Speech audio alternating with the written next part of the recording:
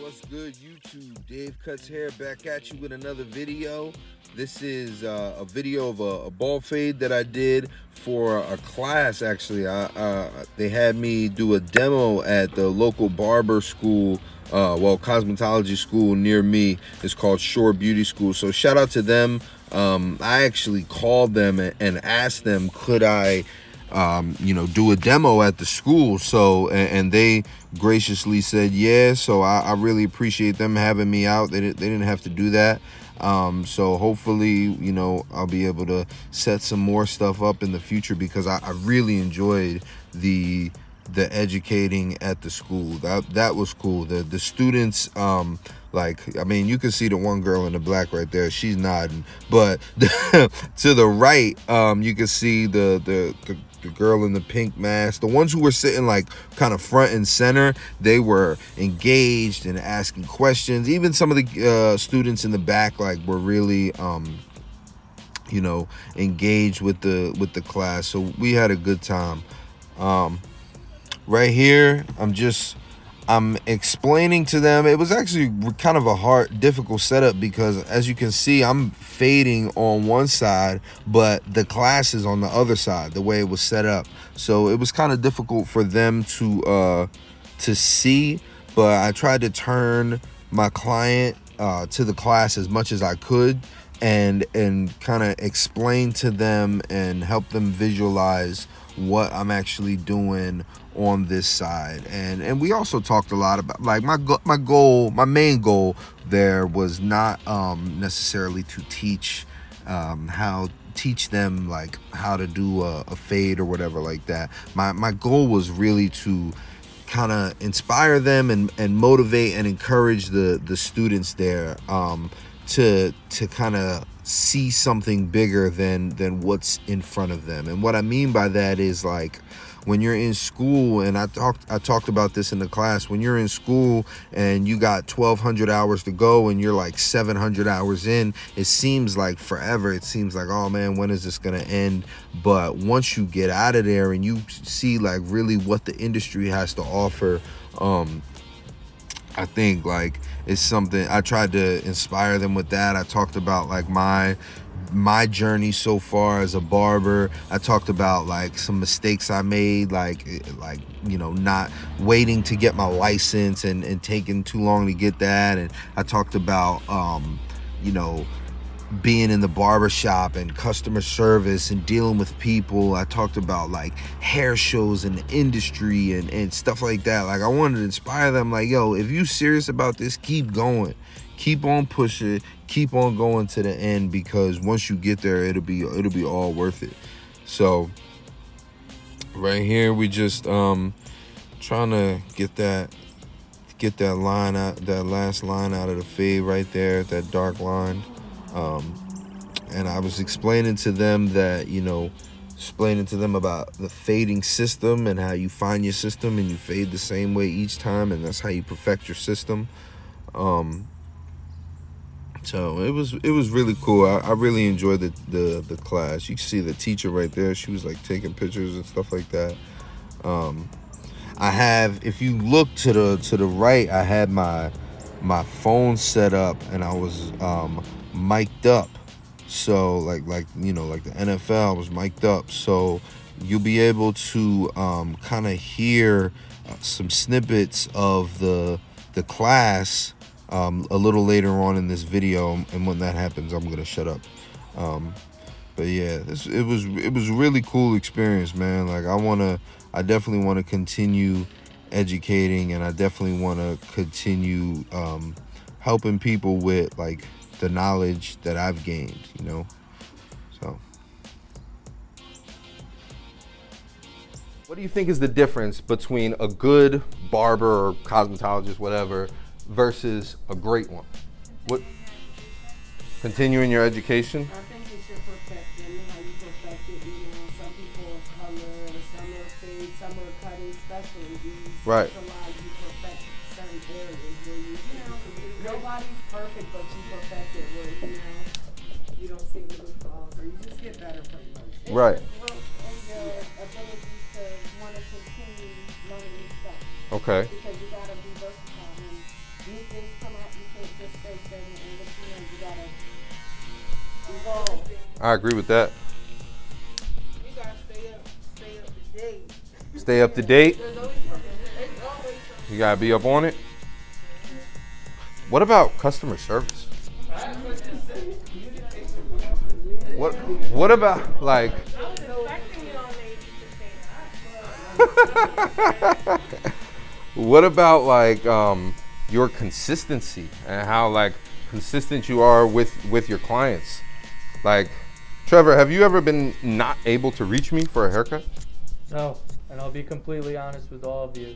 3 years ago, I went to Dave because one of my friends told me to. They said he got a good haircut, and every single time he's not disappointed once. And he texted me yesterday asking to come in today.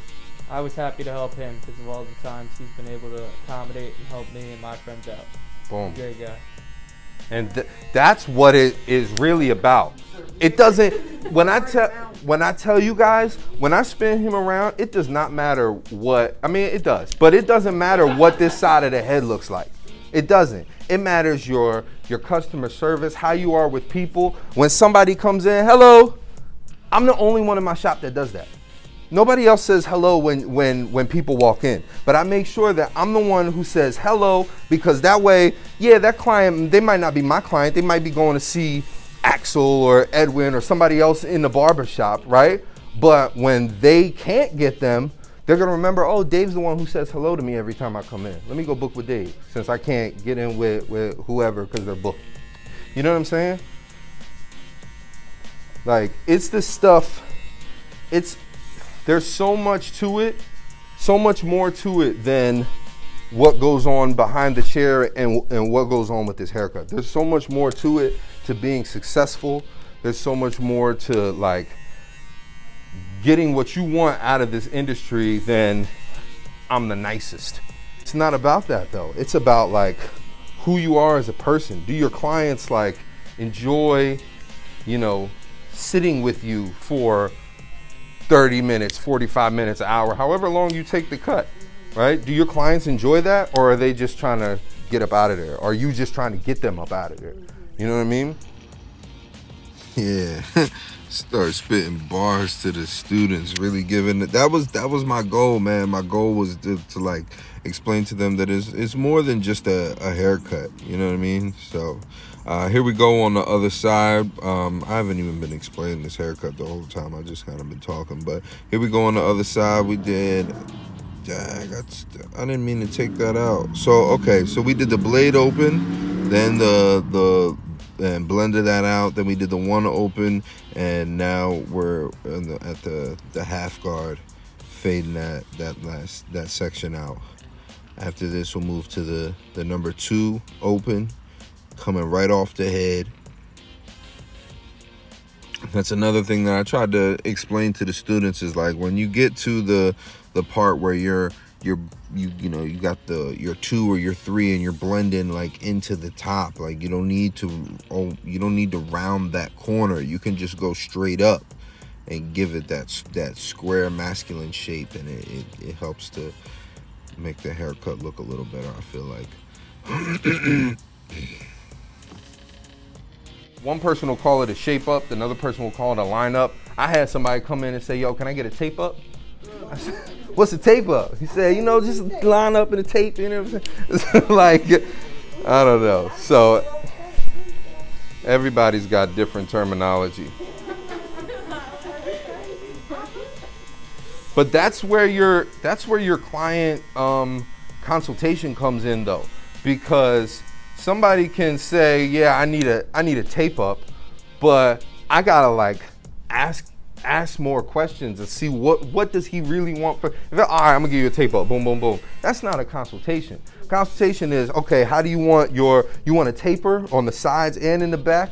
Yes. Okay, do you want a ball taper or a shadow taper? Do you want the ice picks at the bottom, or you want it faded out? Like that's what goes into a client consultation. That's another way that you add, you show your clients that like, yo, like this $40 that I'm spending on this haircut is worth something because my barber actually cares what I look like, you know? Yeah. gotta add value. Adding value is more than just a haircut. You're adding value and saying, like, you know, really giving that person the customized haircut, the version that they want, not just, you know, slapping any cookie cutter haircut on them, you know.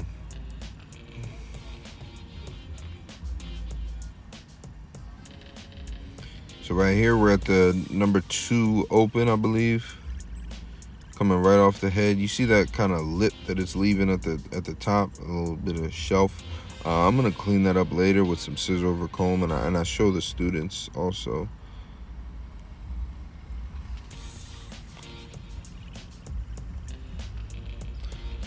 And we're kind of angling the number 2 like down as you get to the front. That way it kind of leaves the hairline a little darker. So when you line it up, that joint pop. That joint pop. Here's the 1.5 guard, just slowly lightening up that last panel that we created. And after this, yep, move to the one guard open. And by this time during the class, I'm asking the students, I'm like, okay, so what's our next panel with? And they're like, the number 2. Like, they were getting it. What are we gonna take that out with? Oh, the 1.5 or what? You know what I mean? They were really understanding it. So that made me feel good. And I was even fortunate enough, like, the teacher of the class, she called me the next day and asked me if I would want to schedule something again and come back, because I kind of ran over time on this one. I didn't know I only had an hour. So we started at 2 and it was supposed to be over at like 3. We didn't end till like 3:30, but it was good because, like, it took so long because the students were asking questions and it was engaging and we were talking and stuff like that. That's why it took so long.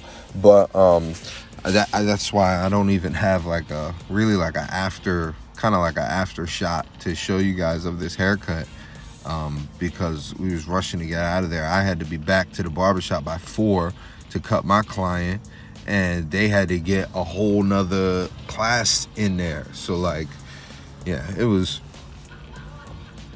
intense, but we got it done. We got the haircut done. The students wanted more. I talked to the students about how my goal is to set up classes at the barbershop where we would work on mannequins and scissor work and parting and head shape and all these things that, like, I feel like kind of get overlooked, that are super duper important.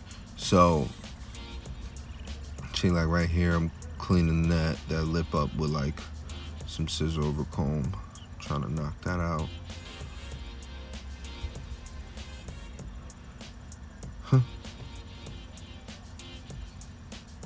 You see, it's only my thumb moving. My fingers aren't really moving like that. It's only my thumb going. That's how you want to do your scissor over comb.